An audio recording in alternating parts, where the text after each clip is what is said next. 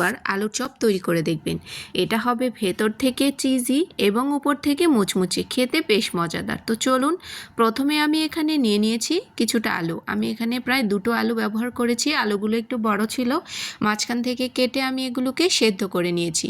এখন আলুগুলোকে একটা গ্রেটারের সাহায্যে গ্রেট করে নেব। আপনারা চাইলে হাত দিয়েও ম্যাশ করে নিতে পারেন, তবে এরকমভাবে গ্রেটার দিয়ে করে নিলে আলুর ভেতরে কোনো রকম গোটা ভাব থাকে না। আপনারা চাইলে হাত দিয়েও ভালো করে ম্যাশ করে নিতে পারেন, তবে এরকম করে নেবেন, দেখবেন ভেতরে কোনো রকমই গোটা ভাব থাকবে না। তো একটা একটা করে আলু নিয়ে সবগুলো আলুকেই গ্রেট করে নিতে হবে। তো আমি এখানে এই কাবাবটা তৈরি করার জন্য এখানে 2টো ডিমের কুসুম ব্যবহার করেছি। এটা চাইলে আপনারা স্কিপ করতে পারেন, তবে ডিমের কুসুম দিলে এই আলুর চপ বা কাবাবটা খেতে বেশ মজাদার হয়।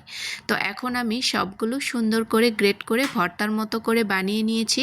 এখন এখানে কিছু মশলা দিয়ে নেব। প্রথমে দিয়ে নিচ্ছি কাঁচামরিচ কুচি 1.5 টেবিল চামচ পরিমাণ। এখানে দিয়ে নিচ্ছি পেঁয়াজ কুচি। এখানে আমি মিডিয়াম সাইজের 2টো পেঁয়াজ একদম কুচি করে কেটে নিয়েছি। এরপর দিয়ে নিচ্ছি স্বাদমতো লবণ। এরপর দিয়ে দেব চাট মশলা 1/4 চা চামচ পরিমাণ। দিয়ে নিচ্ছি জিরার গুঁড়ো 1/4 চা চামচ পরিমাণ। এরপর দিয়ে নেব গরম মশলার গুঁড়ো 1/4 চা চামচ পরিমাণ। দিয়ে নিচ্ছি চিলি ফ্লেক্স প্রায় 1 চা চামচ পরিমাণ, গরম মশলার গুঁড়ো 1/2 চা চামচ পরিমাণ। এরপর এখানে দিয়ে নিচ্ছি কিছুটা ক্যাপসিকাম। আমি এখানে সবুজ ক্যাপসিকামটা ব্যবহার করেছি, সাথে দিয়ে নিচ্ছি ধনেপাতা কুচনো। এরপর সবগুলো ভালো মতো করে মেখে নিতে হবে। চামচের সাহায্যে মেখে নিতে সমস্যা হলে আমার মতো আপনারাও কিন্তু হাত দিয়ে মেখে নিতে পারেন। তো ভালো করে হাত দিয়ে একটু চেপে চেপে মেখে নিয়েছি। এরপর আমি একটা বল বানিয়ে নিয়েছি। এর মাঝখানে দিয়ে নেব একটা করে চিজের টুকরো। এটা দিলে এই কাবাবটা খেতে যে কি মজা হয়, আপনারা একবার তৈরি না করলে বুঝতে পারবেন না। তো আমি সবগুলো আলুর কাবাব বানিয়ে নিয়েছি। এখন এই কাবাবগুলোকে ডিমের মধ্যে একটু গুঁড়িয়ে নিতে হবে, কারণ কাবাবগুলো ভাজার সময় উপর থেকে ক্রিস্পি করার জন্য আমি এই কাজটি করেছি।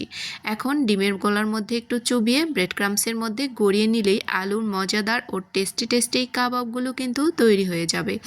তো এরকম করে সবগুলো কাবাবকেই আমি বানিয়ে নিয়েছি। এগুলো চাইলে ডিপ ফ্রিজেও সংরক্ষণ করে রেখে দেওয়া যাবে।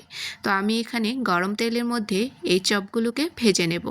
এই কাবাবগুলো খেতে এত বেশি মজাদার হয় যে আপনারা একবার এভাবে তৈরি করে দেখবেন, বারবার এভাবেই তৈরি করবে। এখন আমি উল্টিয়ে পাল্টিয়ে এই কাবাবগুলোকে সুন্দর করে ভেজে নেব।